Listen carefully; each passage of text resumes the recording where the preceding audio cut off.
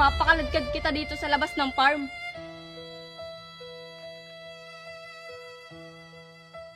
Kat! Ang galing! Husay ng anak natin. Oo nga, ang galing nga eh. Mabuti naman tita nakabot po kayo sa huling eksena ni Malaya. Oo nga eh. Mabuti na lang. Okay. Bless po, tita. Ito. Ma, anong ginagawa mo dito? Di ba dapat nagpapahinga ka? Gusto lang naman kita panoodin eh. Tita, kamusta ka na po? Ayos lang. Alam mo ba, Stephanie?